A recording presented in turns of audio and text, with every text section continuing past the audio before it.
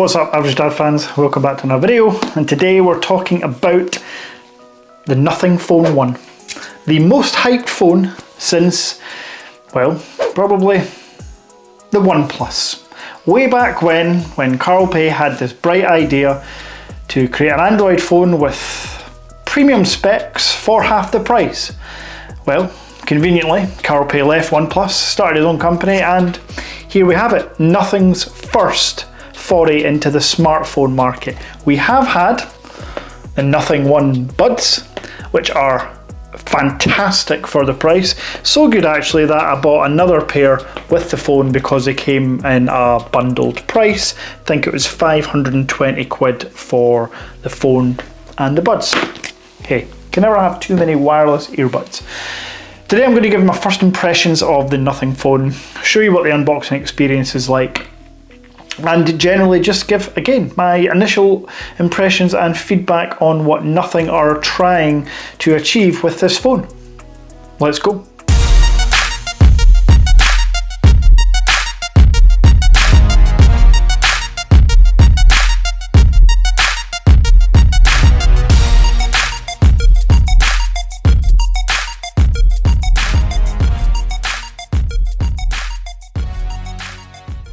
So, you can see from the unboxing, minimal, but to be expected in 2022.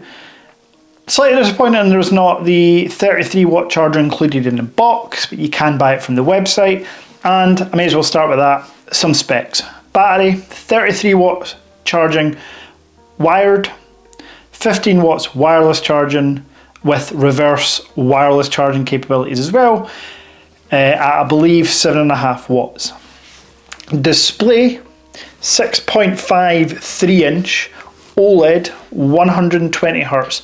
Not LTPO technology, so it will not refresh all the way down to 1 Hz up to 120, but you can toggle off high refresh rate and lock it at 60 Hz, which will help battery life. The battery is 4,500 milliamp hours.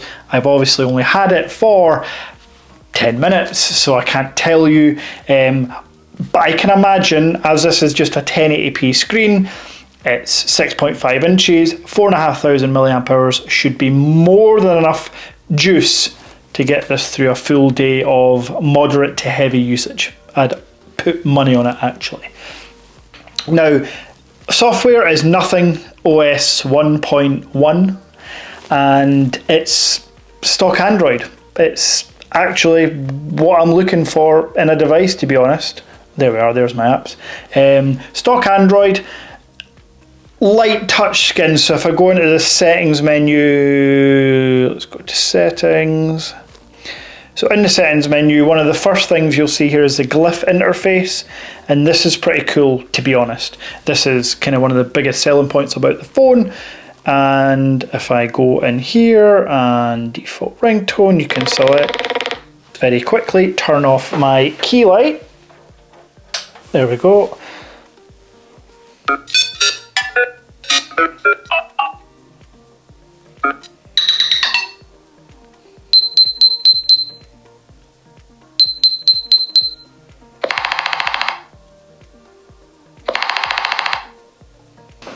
So yes, one of the cool features, I guess, about the Nothing phone is the 900 LED lights dotted all over the back of the phone. Functionality wise and practicality, actually pretty good. It'll light up when you shove it on a wireless charger or you reverse wirelessly charge. It'll light up down here to show you how much battery you've got in. So it'll go up to 100% to the top of the bar, 50% halfway. You understand how that works. There's a red LED recording light that'll come on if I go into the camera and show you that. Video, record. Oh, that was a nice sound actually. There you go. So you can see there's the red LED light there when you start recording. Let me just stop that. Since I mentioned the camera, we'll talk about it. The camera itself offers two lenses. That's two lenses. Both 50 megapixel, a wide and an ultra wide lens. Both can record 4K at 30 frames per second, but if you're looking for higher frames per second, you're down to 1080p. No 4K on the front 16 megapixel selfie camera here in the left corner. That's 16 megapixels and it will record 30 frames at 1080p. To be honest, I've held flagships in my hand very recently, like the Vivo, that only record selfie at 1080p. It works. I'm not a big selfie video guy, to be honest. If I'm vlogging or doing stuff like that, then I'll use my S22 Ultra, or I'll use this, as in my Sony camera. But yeah, as far as obviously important information, it's an Android device, so I just had to plug the USB-C cable into this to my S22 Ultra and everything ported over in about 4 minutes. It's actually the quickest transfer of all, and all my apps are here.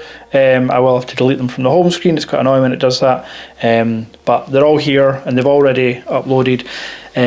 Log into your Google account during the setup process, plug in your old phone, and it does it all for you as if by magic, which I absolutely love. So, elephant in the room as far as design, obviously it's a glass sandwich, not Victus. It is Corning Gorilla Glass 5, front and back. It does look like an iPhone. It's got aluminum or aluminium all the way around the edges. It's 5G, it's got 5G here, so the antenna lines, I mean literally just like an iPhone. It's got the power button on one side and the volume up and down, just like an iPhone. What it doesn't have is a little slider to turn your phone on silent or do not disturb mode, which I do like in the iPhones and OnePlus phones. And my new Vivo X Fold, which should be here very, very soon, which I'm excited about. It's USB-C in the bottom, which an iPhone is not until next year probably. It's got dual stereo speakers, which I think sound okay, but I've not tested them. Shall we test them live? Okay, let's test them live. What's up, Average Dad fans? Welcome back to another Okay, so I found one of my very popular Tag Heuer Connected videos. Update regarding the Tag Heuer Connected 2022 edition. Yes, I am still 99.9% sure that the 2022 edition will be released, contrary to one or two comments I received. I am also more convinced up and my dulcet tone. So there we go. Speakers, cameras, hardware. To sum up, it's very good. This is a £400 smartphone. I went for the 256 gigabytes of storage, still 8 gigabytes of RAM. That was 449. As I mentioned, I got the earbuds thrown in for 70 quid. So for £450, you're getting 256 gigs of storage, 8 gigabytes of RAM, 250 megapixel cameras, dual stereo speakers, an iPhone-like design, but with a 6.5 inch screen, which for me is better. I like the larger screens, like the S22 Ultra and the Vivo X80 Pro.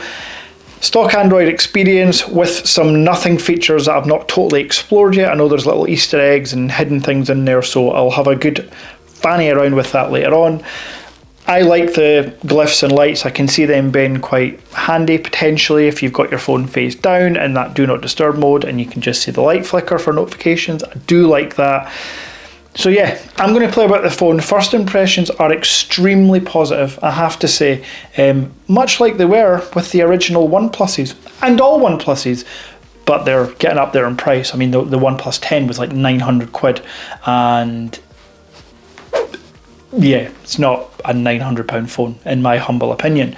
This, hopefully, the Nothing Phone 2 and the Nothing Phone 3 will try to stay true to what Carl is saying they will, and that's trying to bring premium products to the masses. And so far so good. I will drop a full review in 7 days time, there or thereabouts. Yeah, thanks very much for watching. See you next time. Peace.